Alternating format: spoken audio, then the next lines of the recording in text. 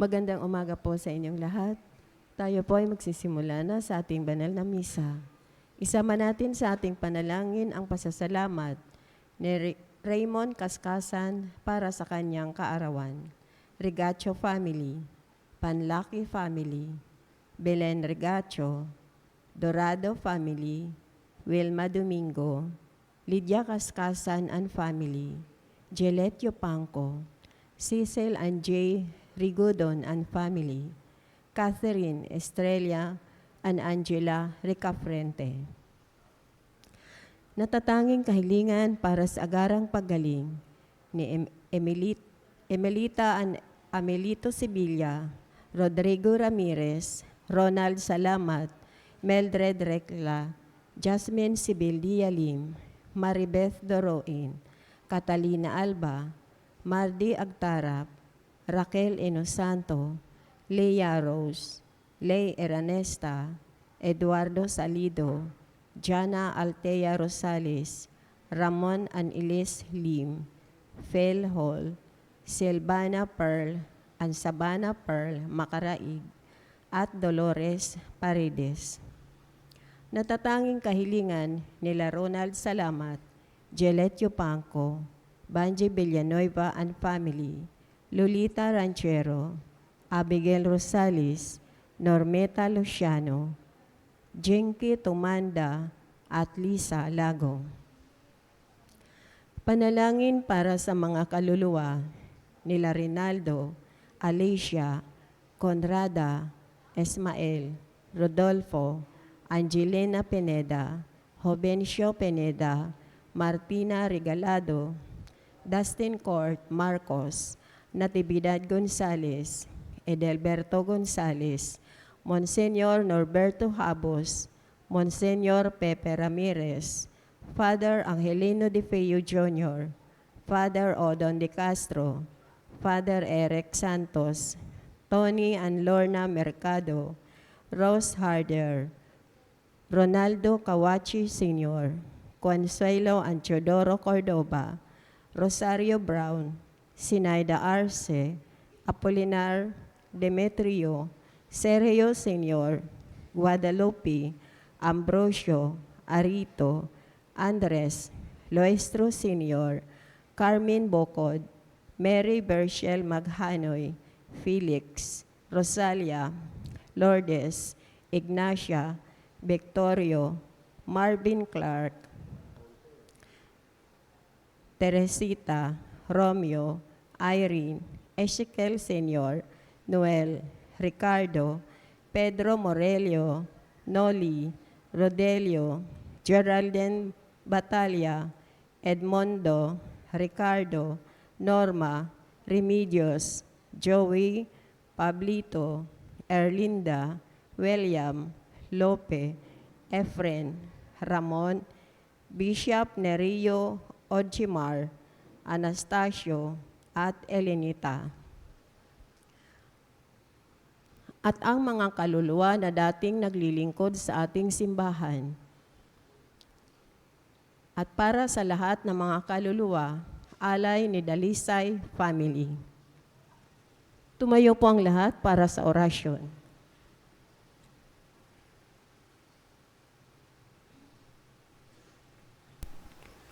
Sa ngalan ng Ama at ng Anak at ng Espiritu Santo. Amen. Ang anghel ng Panginoon ay nagbalita kay Santa Maria. At siya'y naglihila ng Espiritu Santo. Aba, Ginoong Maria, napupuno ka ng grasya. Ang Panginoong Diyos ay sumasa iyo. Bukod kang pinagpala sa babaeng lahat at pinagpala naman ang iyong anak na si Jesus. Santa Maria, Ina ng Diyos, ipanalangin mo kami makasalanan, ngayon at kung kami mamamatay. Amen. Narito ang alipin ng Panginoon. Maganap nawa sa akin ayon sa wika mo. Aba, Ginoong Maria, napupuno ka ng grasya. Ang Panginoong Diyos ay sumasa iyo. Bukod kang pinagpala sa babaeng lahat at pinagpala naman ang iyong anak na si Jesus. Santa Maria, Ina ng Diyos, ipanalangin mo kaming makasalanan, ngayon at kung kami mamamatay. Amen. at ang salita ay nagkatawang tao. at nakipamuhay sa atin. Aba, Ginoong Maria, napupuno ka ng grasya. Ang Panginoong Diyos ay sumasa iyo. Bukod kang pinagpala sa babaeng lahat, at pinagpala naman ang iyong anak na si Jesus. Santa Maria, Ina ng Diyos, ipanalangin mo kaming makasalanan, ngayon at kung kami mamamatay. Amen. Ipanalangin mo kami, O Santa na Ina ng Diyos. Nang kami maging dapat makinabang sa mga pangako ni Kristo. Manalangin tayo. Panginoon naming Diyos, kasihan mo nawa ang aming mga kaluluwa sa iyong mahal na grasya, at yayamang dahilan sa pamamagitan ng anghel ay nakilala namin ng pagkakatawang tao ni Jesucristong anak mo, pakundangan sa mahal na pasakit at pagkamatay niya sa krus. Papakinabangan mo kami ng kanyang pagkabuhay na magmuli sa kadakilaan sa langit, sa pamamagitan ni Jesucristong aming Panginoon. Amen. Luwalhati sa Ama, at sa Anak, at sa Espiritu Santo. Kapara noong unang-una, ngayon magpakailanman, magpa sa walang hanggan. Amen. Sa ngalan ng Ama, at ng Anak, at ng Espiritu Santo. Amen.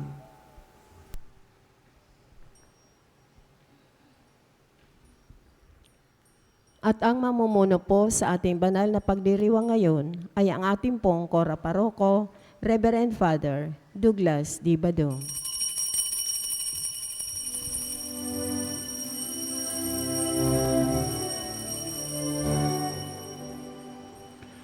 Pagmamahal sa Panginoon ay simula ng karunungan. Ang kaniyang kapurihay manatili magpakailanman.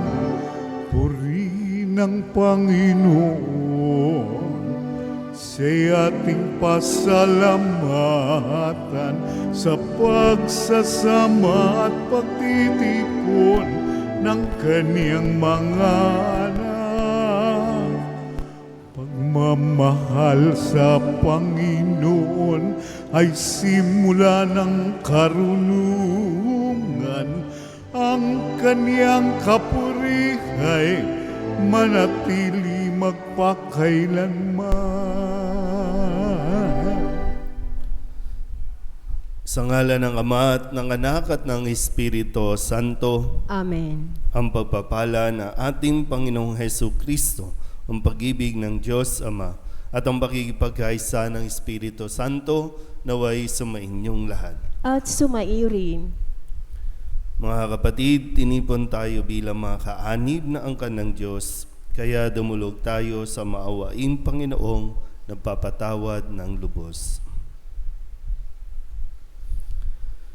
Sinugong tagapagpagaling sa mga nagsisisi, Panginoon, kaawaan mo kami. Panginoon, kaawaan mo kami. Dumating na tagapag-anyayang mga makasalanay magsisi, Kristo, kaawaan mo kami. Kristo, kaawaan mo kami. Nakaluklok ka sa kanan ng Diyos Ama para ipamagitan kami. Panginoon, kaawaan mo kami. Panginoon, kaawaan mo kami. Kaawaan tayo ng makapangyarihang Diyos, patawarin tayo sa ating mga kasalanan at patnubayan tayo sa buhay na walang hanggan. Amen. Manalangin tayo. Ama naming makapangyarihan, lagi mong lingapin at patnubayan kaming mga kabilang sa iyong angkan sa tanging pag-asa naming ikaw ang nagbibigay. Kami tangkilikin mo at laging subaybayan sa pamamagitan ni Jesucristo kasama ng Espiritu Santo magpasawalang hanggan. Amen. Maupo po ang lahat.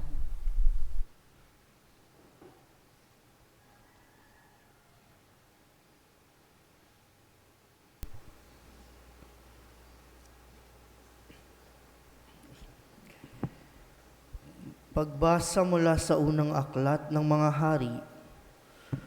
Noong mga araw na iyon, nakarating sa pandinig ng reyna ng Seba ang mga balita tungkol kay Solomon. Kaya't nagsadya siya upang subukin ito sa pamamagitan ng malalim na katanungan. Dumating nga siya sa Jerusalem na may kasamang maraming abay at may dalang katakot-takot na kayamanan.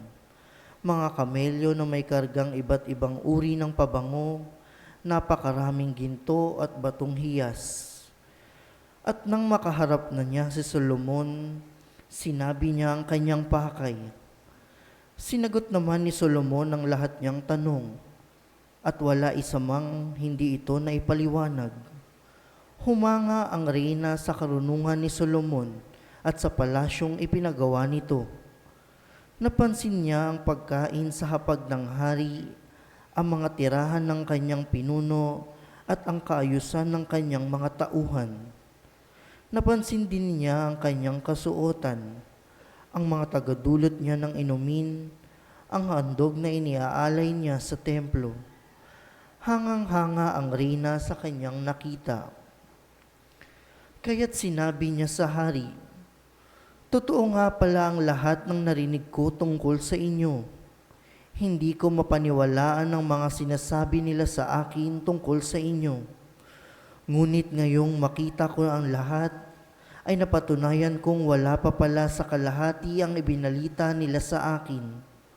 Sapagkat ang inyong karunungan ay talagang higit kaysa iniulat nila sa akin.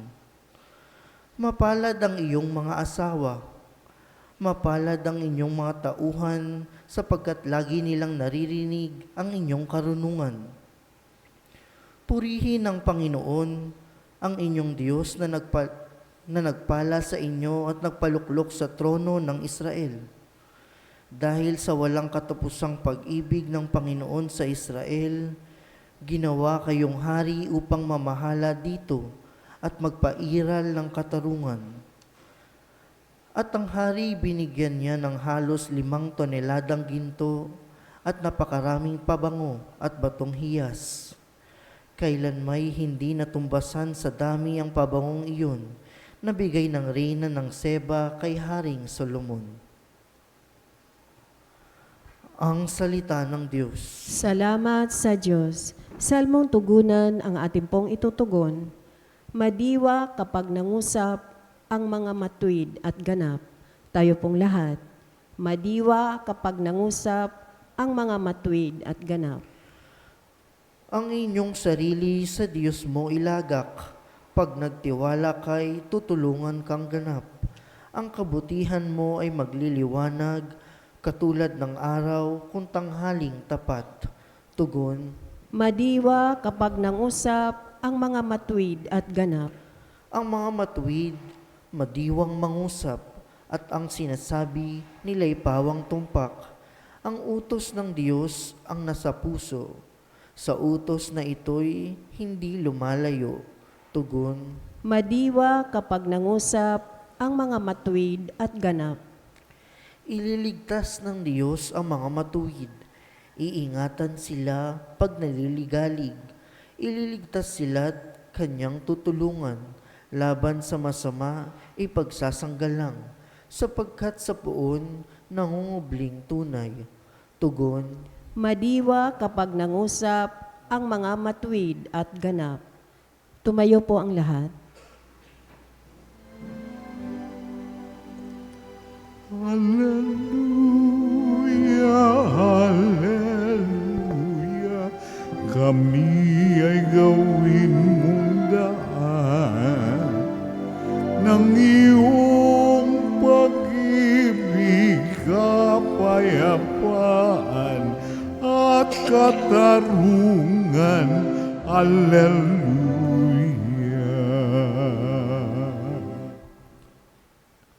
Sumainyo ang Panginoon. At sumaiyo rin. Ang mabuting balita ng Panginoon ayon kay San Marcos. Papuri sa iyo, Panginoon. Noong panahong iyon, muling pinalapit ni Jesus ang mga tao at sinabi sa kanila, "Makinig kayong lahat at unawain ang aking sasabihin.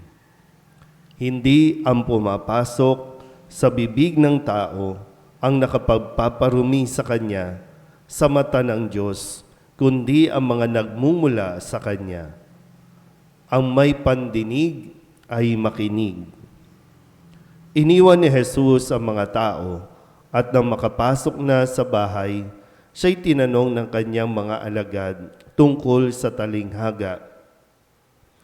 Kayo man ba'y wala rin pang-unawa?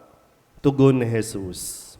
Hindi ba ninyo alam na hindi nakapagpaparumi sa tao ang kinakain niya, sapagkat hindi naman pumapasok iyon sa kanyang puso, kundi sa tiyan, at pagkatapos ay idinudumi. Sa pagsasabi nito'y para nang ipinahayag ni Jesus na maaring kanin ang lahat ng pagkain. Nagpatuloy siya sa pagsasalita. Ang lumalabas mula sa tao ang nagpaparumi sa kanya sa mata ng Diyos. Sapagkat sa loob, sa puso ng tao, nagmumula ang masasamang isipang nag-uudyok sa kanya na makiapid, magnakaw, pumatay, mangalunya, mag-imbot at gumawa ng lahat ng kabuktutan tulad ng pagdaraya, kahalayan, pagkainggit, paninirampuri, kapalaluan at kahangalan. Ang lahat ng ito'y nanggagaling sa puso ng tao at siyang nagpaparumi sa kanya. Ang mabuting balita ng Panginoon. Pinupuri ka namin, Panginoong Hesukristo. Maupo po ang lahat. Isang mapagpalang umaga po sa inyong lahat. Ngayon po ay Miyerkules ng ika-5 linggo sa karaniwang panahon. Balikan lang po natin ng kaunti sa unang pagbasa sa Aklat ng Mga Hari. May isang reyna na nagsadya kay Solomon. Si Solomon na nagtataglay ng karunungan ng Diyos. Kung maalala po nyo ulit, nung magsisimula pa lang sa panunungkulan si Haring Solomon, wala siyang ibang hiningi kundi ang pusong marunong humatol, isang puso na makapagdidesisyon ng tama o mabuti para sa kanyang nasasakupan. Hindi siya humiling ng kamatayan ng kaaway, ng maraming pera, o kaya't kinalugdan ng Diyos ang kanyang kahilingan na karunungan. At ngayon, sinadya o marami pang tao ang pumupunta sa kanya para lamang maliwanagan. No? Kaya nga sabi dito, nung natuwa yung reyna ng Seba, naghandog siya ng napakaraming kayamanan dahil sa kanya pong kumbaga naranasan na kakaibang karunungan ni Solomon. Di ko alam kung ano yung kanyang mga tinanong o hinanapan ng kasagutan, pero pinuri ni Reyna Seba, no? O ng Seba itong si Haring Solomon. At sa Ebanghelyo, sa pagpapatuloy din, no, may lumapit din kay Jesus ang kanyang mga alagad at nagtanong din tungkol sa talinghaga. Pero sabi nga po parang medyo may pagkadismaya din, no, si Jesus sa kanyang mga alagad dahil nang sabihin niya, kayo rin ba'y walang pang-unawa? Kayo rin ba'y walang pang-unawa? Kaya nga napakahalaga po, no, na tayo ay marunong makinig. Yan, sabi dito ni Jesus, bago niya sabihin yon, ang may pandinig ay makinig. Kasi kung hindi ka makikinig, hindi tayo makikinig, kahit anong sabihin natin, walang mangyayari. Kaya nagsisimula ito doon sa, minsan sinasabi nga, no, ng mga agent, no, open-minded ka ba? Kasi kung hindi, wala, tapos ang usapan. Pero kung open-minded ka, yan, may pag-uusapan tayo. Ibig sabihin, willing kang makinig, willing kang tumanggap ng paliwanag. Pero kung sarado ang isipan mo at ang tatanggapin mo lang ay yung paniniwala na ikaw ang nakakaalam ng napakaraming bagay, lumalabas minsan, maingay yung taong yan eh. No? Kung sino pa yung tahimik, kadalasan po, no? Kasi ito yung mapagmuni, pinagninilayan muna yung mga bagay-bagay bago kumilos, bago magsalita, pero yung mga maiingay, yan yung mga kunyari, nagkukunwaring matalino, nagkukunwaring may alam. Sa tingin nyo ba, tayo kaya? Kasi wala namang PWD sa atin, no? Nakakarinig naman lahat. Tama ba? Wala. Merong hindi. Kaya minsan, di ba, pag tinakausap mo, lutang, pag kinakausap mo, kahit ilang beses mo nang paliwanagan, hindi pa rin susunod. Hindi sa hindi niya narinig, kundi hindi niya talaga tinanggap. Kaya nagkakaproblema tayo minsan. Sa mga mag-asawa, nagkakaproblema kayo kasi hindi na kayo natutong makinig. Kaya hindi ninyo nauunawaan ano ang pinanggagalingan ng bawat isa. Yung damdamin.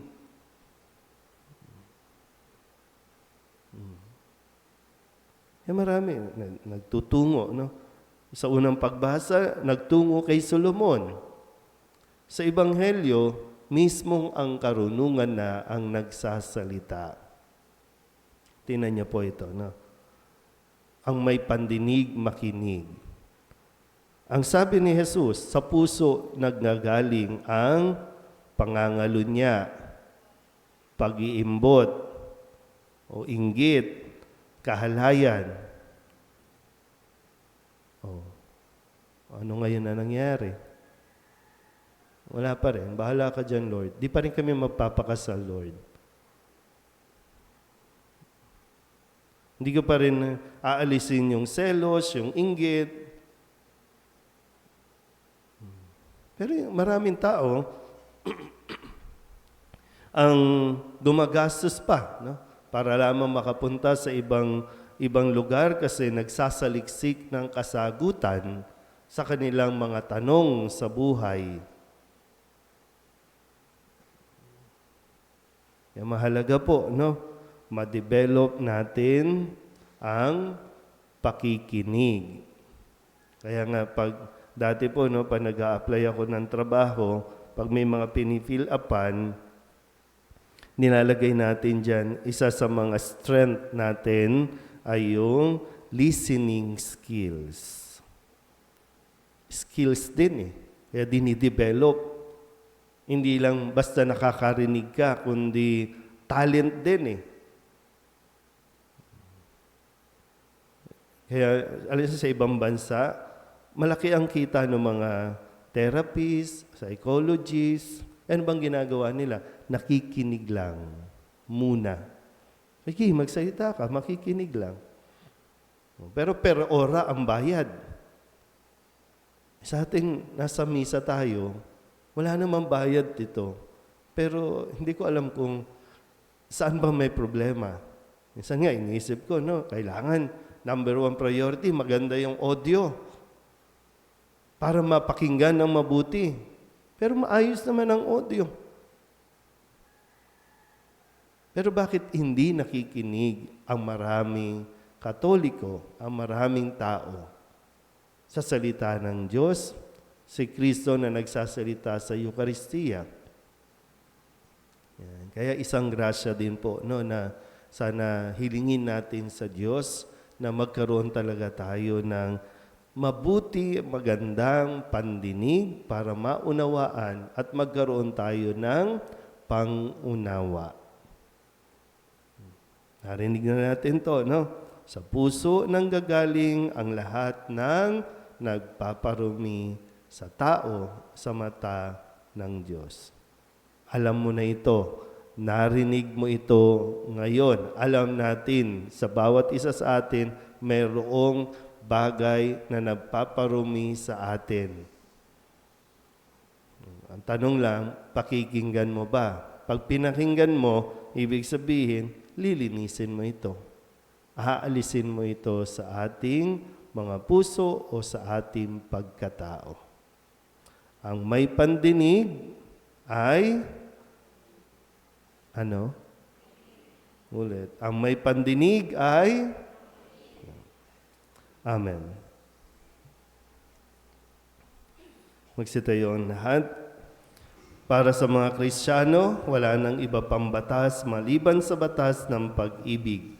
Manalangin tayo para sa ating katapatan sa batas na ito at walang pag-aalinlangang pagsasabuhay ng ating relihiyon. Ang ating itutugon, Panginoon, dinggin mo ang aming panalangin. Panginoon, dinggin mo ang aming panalangin. Ang ating simbahan naway laging mapanibago at dalisayin ng salita ng Ebanghelyo ni Kristo. Manalangin tayo sa Panginoon. Panginoon, dinggin mo ang aming panalangin. Tayong lahat naway magdulot ng pag-asa sa mga nanghihina ang kalooban sa pamamagitan ng ating pagmamahal kaysa pawang mga pampalubag na loob na salita lamang. Manalangin tayo sa Panginoon. Panginoon, dinggin mo ang aming panalangin. Ang ating mga puso naway mapuno ng tapat na pagnanais na mabuhay para sa bawat isa upang sumamba tayong lahat sa Espiritu at katotohanan. Manalangin tayo sa Panginoon. Panginoon, dinggin mo ang aming panalangin. Ang mga may sakit at naghihingalo naway makatagpo ng kaginhawaan ng pag-ibig at habag ng Ama. Manalangin tayo sa Panginoon. Panginoon, dinggin mo ang aming panalangin. Ang ating mga yumaong mahal sa buhay naway makasama sa kalipunan ng tunay na pagsamba sa kalangitan. Manalangin tayo sa Panginoon. Panginoon, dinggin mo ang aming panalangin. Idulog din natin sa Panginoon ang ating mga personal na kahilingan at mga panalangin para sa ating mga pamilya, kasama din ang mga kahilingan ng mga nanonood sa online. Lahat ng mga misang pasasalamat, mga agarang paggaling ng mga may sakit, special na intensyon, at ang lahat ng mga kaluluwa na inihiling na ipagdasal sa misang ito.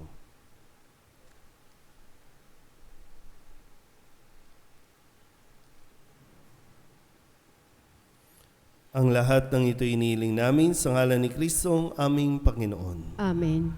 Umupo ang lahat.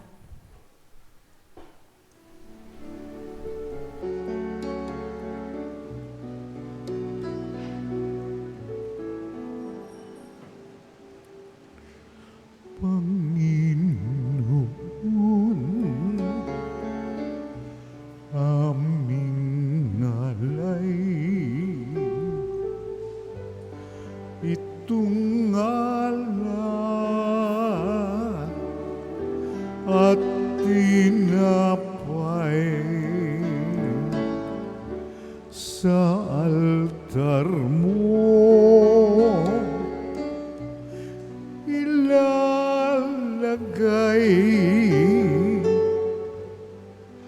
tanggapin sa iyong kamay.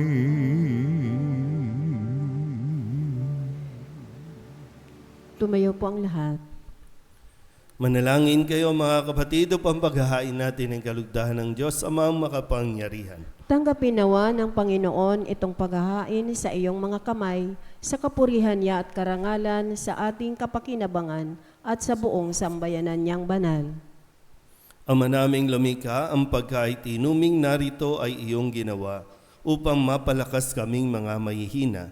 Ipagkaloob mong ito ay aming mapagsaluhan bilang pakikinabang sa buhay mong pangmagpakailanman sa pamamagitan ni Jesucristo kasama ng Espiritu Santo magpasawalang hanggan. Amen. Sumainyo ang Panginoon. At sumaiyo rin. Itaas sa Diyos ang inyong puso at diwa. Itinaas na namin sa Panginoon. Pasalamatan natin ang Panginoong ating Diyos. Marapat na siya ay pasalamatan. Ama naming makapangyarihan, tunay ngang marapat na ikaw ay aming pasalamatan sa pamamagitan ni Jesucristo na aming Panginoon. Utang na loob ang nagbubunsod upang gunitain ang kamatayan niya para kami buhayin. Pagtitiwala ang sanhi ng ligayang di malilimot sa pagkabuhay niyang sa aming kaloob. Pag-asa ang dahilan ng pagiging handa para sa pagbabalik niyang totoong dakila. Kaya kaisa ng mga anghel ang sisiawit ng papuri sa iyo na walang humpay sa kalangitan. Kami nagbubunyi sa iyong kadakilaan.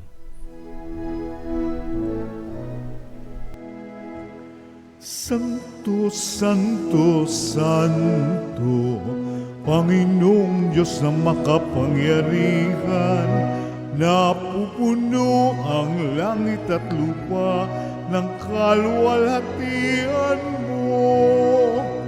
Hosana sa kaitaasan, pinagpala ang naparirito sa ngalan ng Panginoon. Hosana sa kaitaasan. Ama naming banal, ikaw ang bukal ng tanang kabanalan. Kaya't sa pamamagitan ng iyong Espiritu, gawin mong banal ang kaloob na ito upang para sa aming maging katawan at dugo ng aming Panginoong Hesu Kristo. Bago niya pinagtiis ang kusang loob na maging handog, hinawakan niya ang tinapay, pinasalamatan kaniya, pinaghati-hati niya iyon, iniabot sa kanyang mga alagad at sinabi, "Tanggapin ninyong lahat ito at kanin, ito ang aking katawan na ihahandog para sa inyo."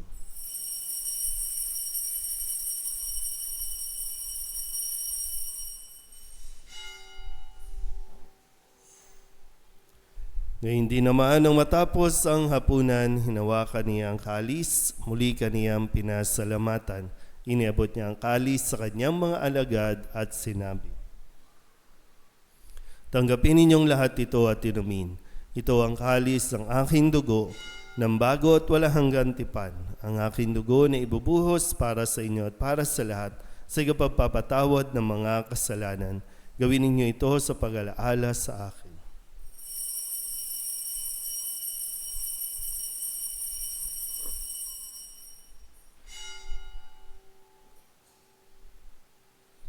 Ipagbunyi natin ang misteryo ng pananampalataya. Si Kristo'y namatay, si Kristo'y nabuhay, si Kristo'y babalik sa wakas ng panahon. Ama, ginagawa namin ngayon ang pag-alaala sa pagkamatay at muling pagkabuhay ng iyong anak, kaya tiniaalay namin sa iyo ang tinapay na nagbibigay buhay at ang kalis na nagkakaloob ng kaligtasan. Kami napapasalamat dahil kami iyong minarapat na tumayo sa harap mo para maglingkod sa iyo. Isinasamo namin kami magsasalo-salo sa katawan at dugo ni Kristo ay mabuklod sa pagkakaisa sa pamamagitan ng Espiritu Santo. Ama, lingapin mo ang iyong simbahang laganap sa buong daigdig. Puspusin mo kami sa pag-ibig kay San Francisco na aming Papa at ni Jose na aming Obispo at ng Tanang Kaparian. Alalahanin mo rin ang mga kapatid naming nahimlay na may pag-asang sila'y muling mabubuhay, gayon din ang lahat ng mga pumanaw. Kawaan mo sila at patuloyin sa iyong kaliwanagan. Kawaan mo at pagindapating kaming lahat na makasalo sa iyong buhay na walang wakas. Kaysa ng mahal na Birhen Maria na Ina ng Diyos, ng kabiyak ng puso niyang sa San Jose.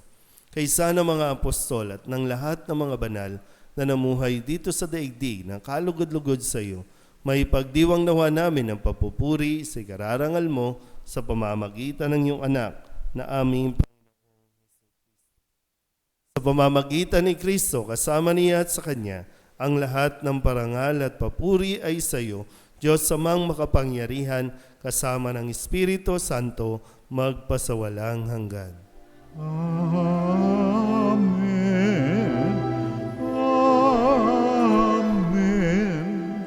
Amen. Amen.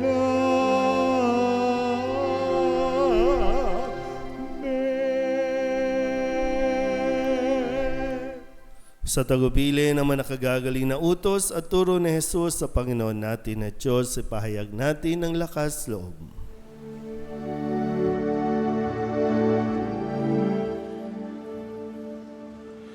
Ama namin, sumasalangit ka, sambahin ang ngalan mo. Mapasa amin ang kaharian mo, sundin ang loob mo. Dito sa lupa para nang sa langit. Tulungan mo kami ngayon ng aming kakanin sa araw-araw at patawarin mo kami sa aming mga sala para ng pagpapatawad namin sa nagkakasala sa amin. At huwag mo kaming ipahintulot sa tukso at iadya mo kami sa lahat ng masama.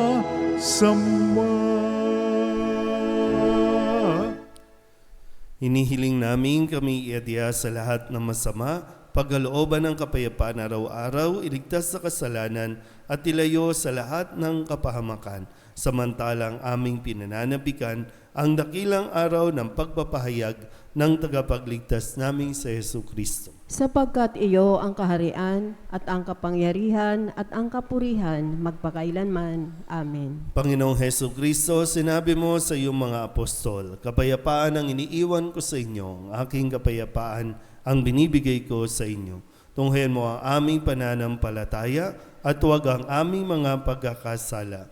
Pagkalooban mo kami ng kapayapaan at pagkakaisa ayon sa iyong kalooban, kasama ng Espiritu Santo, magpasawalang hanggan. Amen. Ang kapayapaan ng Panginoon ay laging sumainyo. At sumaiyo rin. Magbigayan po tayo ng kapayapaan sa isa't isa.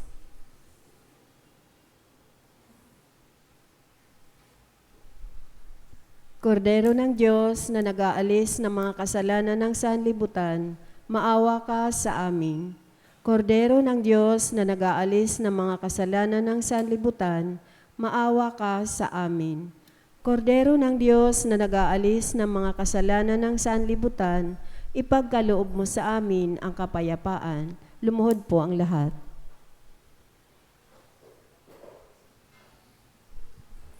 Ito ang kordero ng Diyos. Ito ang nag-aalis ng kasalanan ng sanlibutan. Mapalad ang mga inaanyayahan sa kanyang piging. Panginoon, hindi ako karapat-dapat na magpatuloy sa iyo, ngunit sa isang salita mo lamang ay gagaling na ako. Katawan ni Kristo. Amen.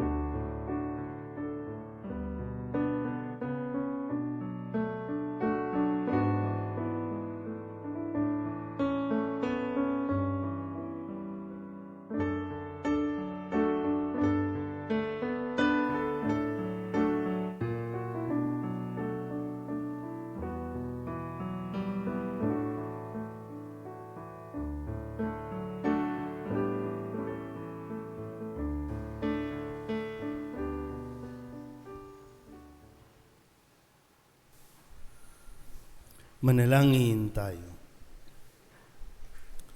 Ama naming mapagmahal, sapagkat inuming pagkakaisa ang ibinibigay, kami niloob mong makapakinabang. Kaysa ni Kristo kami naway makapamuhay upang makapamunga ng may kagalakan para sa kapakanan ng aming kapwa-tao sa sanlibutan, sa pamamagitan niya, kasama ng Espiritu Santo, magpasawalang hanggan. Amen. Sumainyo ang Panginoon. At sumaiyo rin. At pagpalain kayo ng makapangyarihang Diyos, Ama at Anak at Espiritu Santo. Amen. Tapos ng banal na misa, humayo tayo sa kapayapaan ni Kristo. Salamat sa Diyos. Magandang umaga po. Magandang umaga din po.